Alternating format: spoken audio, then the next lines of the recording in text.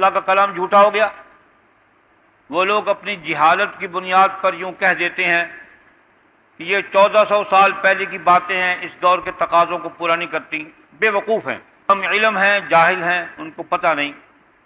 جب تک قرآن اور حدیث کا مطالعہ جاننے والوں کے سامنے بیٹھ کے نہیں کریں گے، فاسألوا اہل الذکر ان کنتم لا تعلمون، جاننے والوں کے سامنے بیٹھ کے قرآن و حدیث پڑھیں۔ از خود مطالعے سے دین سمجھ نہیں آتی، جیسے از خود مطالعے سے کوئی آدمی حسابدان نہیں بن سکتا، کوئی سائنسدان نہیں بن سکتا، کوئی طبیب نہیں بن سکتا، اسی طرح کوئی آدمی جاننے والوں کے بغیر دیندار عالم نہیں بن سکتا۔ تو آج کی اس بہت قابل قدر حدیث پاک میں حضور پرنور صلی اللہ علیہ وسلم نے ایک مستقل مسئلے کی طرف تمام مسلمانوں کی توجہ دلائی۔ اس میں یہ فرمایا گیا ہے کہ جو شخص اپنے وارث کی میراث کو ختم کرتا ہے، نہیں دیتا اس کو، اللہ تعالیٰ اس کا جنت میں سے حصہ ختم کر دیں گے، اس کو جنت میں اس کی میراث نہیں ملے گی۔ مسلمان کو اللہ پاک نے جنت کا وارث بنایا ہے نا، تو جب یہ دنیا میں اللہ کے فیصلوں کو منظور نہیں کرے گا تو اللہ بھی اس کو اپنی نعمتوں سے محروم کر دیں گے۔ چاہیے مختصر وقت میں کوئی شارح نہیں ہوں، محدث نہیں ہوں، ایک طالب علم ہوں، چاہیے یہی کہ ماں باپ اپنی حیات میں اپنی اولاد کی وراثت کو تقسیم کر جائیں۔ لیکن عجیب دور آ گیا، اگر ماں باپ سب کچھ دے دیتے ہیں اولاد کو تو اولاد ایسی بگڑ جاتی ہے کہ پھر وہ ماں باپ کو بھوکوں مارتی ہے، محتاج کر دیتی ہے، ٹکے ٹکے کی ضرورت، وہ بھیک مانگتے ہیں اولاد سے، اولاد ان کو کسی قابل نہیں سمجھتی۔ تو اس کا طریقہ یہی ہے کہ اپنے مصرف کے لیے الگ رکھ لے اور اپنی حیات میں ان کا حصہ ان کو تقسیم کر دے، اور جو حصہ اپنے پاس رکھا ہے اس کی وصیت کر جائے کہ میرے دنیا سے رخصت ہونے کے بعد یہ حصہ بھی میری اولاد میں تقسیم ہو جائے۔ خصوصیت کے ساتھ بچیوں کے ساتھ بہت ظلم ہوتا ہے کہ ماں باپ ان کو وراثت نہیں دیتے، جو شادی پر کپڑے دے دیے، جو زیورات دے دیے، جو کھانا پکانا کر دیا، کہتے بس ہم نے یہ دے دیا تجھے کافی ہے، اور لڑکوں کو سب اچھی اچھی چیزوں سے نوازتے ہیں۔ یہ ناانصافی ہے، اللہ کو یہ بات منظور نہیں ہے۔ اور ماں باپ کے مرنے کے بعد بھائی جو ہیں وہ ان سے بڑے ظالم بن جاتے ہیں، وہ بہنوں کا حصہ نہیں دیتے۔ بہنیں اگر دنیا سے چلی جائیں تو ان کے یتیم بچوں کا حصہ بھی کھا جاتے ہیں۔ اس بات کا لحاظ بڑا ضروری ہے کہ وراثت جو ہے وہ ان کے حقداروں کو پہنچانے کا اللہ کا حکم ہے۔ ان اللہ یأمرکم ان تؤدوا الامانات الی اہلھا، ماں باپ کے پاس زمین جائیداد وراثت جو ہے یہ امانت ہے۔ آخر انہوں نے مرنا ہے،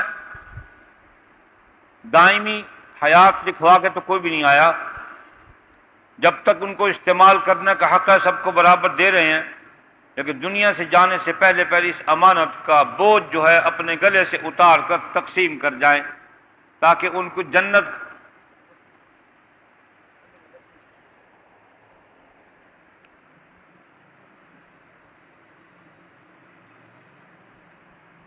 قبر کا بوجھ ان کے ذمے سے ٹل جائے۔ ایک روایت سناتا ہوں، حضور پرنور صلی اللہ علیہ وسلم کی بارگاہ عالیہ میں ایک صحابی حاضر ہوئے، اپنے بیٹے کو ساتھ لیا اور بارگاہ عالیہ میں یوں عرض کیا، یا رسول اللہ صلی اللہ علیہ وسلم، میں اپنے اس بیٹے کو مکان، باغ، غلام دینا چاہتا ہوں، آپ اس پر تصدیق فرما دیں۔ حضور انور صلی اللہ علیہ وسلم کو اللہ پاک نے حاکم عادل بنا کے بھیجا۔ آپ اللہ کے بعد زمین پر اللہ کی نیابت کرنے والے آخری بندے حضور کی ذات ہے جن پر اللہ نے اپنے دین کی تکمیل کی، تو آپ کا کوئی عمل عدل کے خلاف نہیں ہے، دین ہے ہی سارا عدل، دین ظلم کے خلاف جہاد کا نام ہے۔ دین آنے سے لوگ واقف ہوئے عدل کیا ہے اور ظلم کیا ہے، انصاف کیا ہے، ناانصافی کیا ہے۔ جب تک دین نہیں موجود تھا لوگ ان اصطلاحات سے واقف نہیں تھے، ظلم و زیادتی روز مرہ کا معمول تھا۔ دین نے آ کے سمجھایا، حضور نے سمجھایا یہ نا انصافی اور یہ انصاف ہے۔ تو حضور حاکم عادل تھے، حاکم عادل ہیں صلی اللہ علیہ وسلم۔ آپ نے فرمایا کہ جس طرح تو یہ باغ، غلام، مکان اس اپنے بیٹے کو دینا چاہتا ہے، تیری اور اولاد بھی ہے؟ اس نے عرض کیا یا رسول اللہ ہے۔ آپ نے فرمایا کیا تو ان کو بھی اسی طرح تقسیم کرے گا جس طرح اس کو کرنا چاہتا ہے؟ عرض کیا نہیں۔ تو یہ الفاظ ہیں حدیث پاک کے کہ حضور نے فرمایا پھر میں تیرے ساتھ اس ظلم میں شریک نہیں ہونا چاہتا، پھر میں تیرے ساتھ اس ظلم میں شریک نہیں ہونا چاہتا۔ اولاد کو میراث سے محروم کرنا ظلم ہے اور زیادہ کم کرنا غلط ہے۔ جو شریعت نے وزن مقرر کیا ہے اس کے مطابق تقسیم فرض ہے۔ تو اس حدیث پاک میں اسی بات کا اشارہ کیا گیا ہے کہ جو آدمی دنیا میں اپنی اولاد کی میراث کو ختم کرتا ہے اللہ اس کی جنت کے میراث کو ختم کر دے گا۔ ساتھ لگتی بات دو باتیں اور عرض کر کے اس حدیث کو مکمل کرتا ہوں۔ انبیاء علیہ الصلوۃ والسلام کی وراثت کوئی نہیں ہوتی، انبیاء کی وراثت ان کا دین ہوتا ہے۔ یہ جو رافضیوں تبرائیوں نے شوشہ چھوڑ رکھا ہے 1400 برس سے 1300 برس سے کہ سیدنا صدیق اکبر رضی اللہ تعالی عنہ نے اہل بیت کی وراثت کو غصب کر لیا اور ان کو ادا نہیں کیا، اور سیدہ فاطمہ الزہرا سلام اللہ علیہا کے بارے میں استغفر اللہ العظیم سیدنا صدیق کے بارے میں منسوب کیا ہوا ہے جھوٹ۔ اللہ ان تبرائیوں کو اگر ہدایت ان کے مقدر میں ہے تو خدا ان کو ہدایت دے دے اور گستاخیوں سے بچائے، اگر ہدایت ان کے مقدر میں نہیں تو خدا ان کے شر کو ان کے منہ پہ مارے کہ دھکے دے کے نکال دیا، استغفر اللہ العظیم۔ اور وہ دوسری حالت میں تھی، ان کو تکلیف ہوئی اور وضع کا حادثہ پیش آ گیا۔ اس قسم کی جھوٹی روایات بیان کر کے لوگوں میں نفرت صحابہ کا بیج بوتے ہیں اور نام لیتے ہیں محبت اہل بیت کا۔ ان کو کوئی حب اہل بیت کا تقاضا نہیں ہے، ان کے اندر سوائے بغض صحابہ کے اور دوسری چیز ہی کوئی نہیں ہے۔ مسلمانوں کو بچنا چاہیے ان سے۔ سیدنا صدیق سے بڑا کوئی بھی نہیں اہل بیت سے محبت کرنے والا۔ بس اتنا جملہ ہی کافی ہے۔ کائنات میں ان سے بڑا خاندان نبوت سے محبت کرنے والا دھرتی میں نہ پیدا ہوا نہ ہوگا۔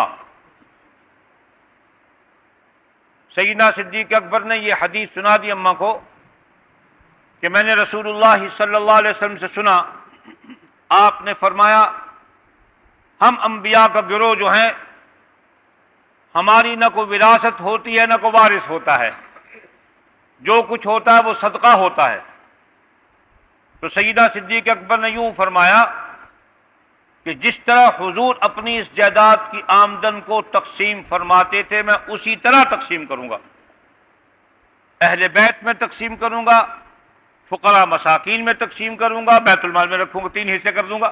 ایک حصہ آپ کا ہے ازواج مطہرات کا، بیٹی کا، اور ایک حصہ فقراء مساکین کا، ایک حصہ بیت المال کا ہے۔ تو آپ نے اسی طرح تقسیم فرمایا تو وہ خوش ہو کر تشریف لے گئیں۔ اللہ نے ایک بات ذہن میں ڈالی ہے، قرآن کہتا ہے انما یرید اللہ لیذھب عنکم الرجس اہل البیت ویطہرکم تطہیرا، اور یہ کالے کلوٹے اندر سے کالے باہر سے کالے تبردائی رافضی سبائی خارجی ملاعنہ یہ ہر روز صبح کو اس آیت کو پڑھتے ہیں، مراد ان سے یہ کہ اہل بیت کو بنات طیبات بھی نہیں، صرف ایک سیدہ فاطمہ، حضرات حسنین کریمین اور سیدہ علی کو اہل بیت میں شامل کرتے ہیں، باقی سب کو خارج کر کے کہتے کہ اللہ پاک نے ان کو رجس سے پاک کر دیا، یہ معصوم ہیں۔ حالانکہ یہاں رجس جو ہے وہ معنی معصومیت میں نہیں ہے، وہ پاکی میں ہے۔ اور پاک تو میرے اللہ پاک نے اپنے حبیب کے ذریعے تمام کافروں کو قرار دی لیزکیہم کے اعتبار سے کہ ان کے اندر کفر، شرک، نفاق، بغض، عداوت، جو کچھ ان میں اس وقت عیوب تھے، اللہ پاک نے اپنے حبیب کریم علیہ الصلوۃ والسلام کے ذریعے ان کو پاک کیا، معصوم نہیں کیا۔ معصوم صرف انبیاء کا وجود ہے۔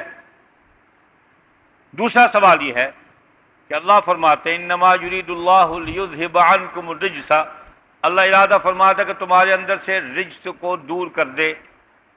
تو وہ رجس کیا تھا؟ کس رجس کو اللہ، وہ کون سی ایسی پلیدی تھی جس کو اللہ دور کرنا چاہتے تھے، جس کا ارادہ فرما لیا؟ پچھلی آیات میں ازواج مطہرات کا قصہ چل رہا ہے کہ ہماری ماؤں نے رضی اللہ عنہن وارضاہ صرف اتنا مطالبہ کیا تھا کہ ہمیں کھانے پینے کی ذرا سہولت مل جائے۔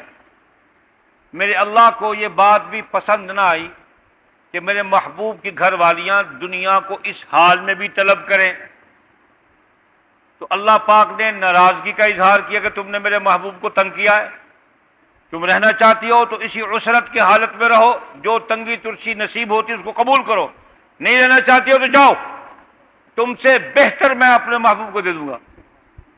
تو تمام ازواج مطہرات نے بیک زبان کا ہماری توبہ، ہم آئندہ مطالبہ نہیں کریں گی۔ تو اس کے بعد پھر ہماری ماں نے بھوک کاٹ لی، لیکن مطالبہ نہیں کیا کہ ہمیں یہ دے دو، وہ دے دو، یہ دے دو، وہ دے دو۔ اللہ پاک اسی بات کو فرماتے کہ میں نے ارادہ کر لیا کہ تمہارے اندر کو پاک کر دوں، تو پاک ہو گئی نا، تو مطالبہ جو نہیں کیا، تو پھر اما فاطمہ کیوں مطالبہ کرنے گئی تھی بھائی؟ جب پاک جو ہو گئی، ان کے کہنے کے مطابق معصوم تھی، تو کیوں جزات کا مطالبہ کرنے تشریف لے گئی؟ یا اللہ کا کلام سچا یا تم سچے، اور یقین اللہ کا کلام سچا، تم جھوٹے ہو۔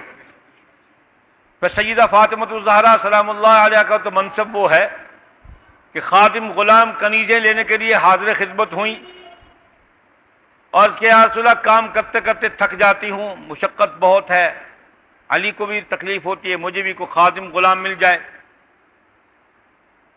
تو حکیم عادل، حکمران عادل، خاتم النبیین صلی اللہ علیہ وسلم فرمایا کہ فاطمہ اس سے بہتر چیز تم کو بتا دوں، تم 33 مرتبہ سبحان اللہ، 33 مرتبہ الحمدللہ، 34 بار اللہ اکبر پڑھ لیا کرو، یہ تمہیں خادم غلام کنیز سے زیادہ بہتر رہیں گے۔ تو جو بیٹی اس وقت ایک تسبیح غلام اور کنیز کے بدلے میں لے کے راضی ہو کے آ گئی، اس کو حضور کی جداد سے کیا تعلق تھا؟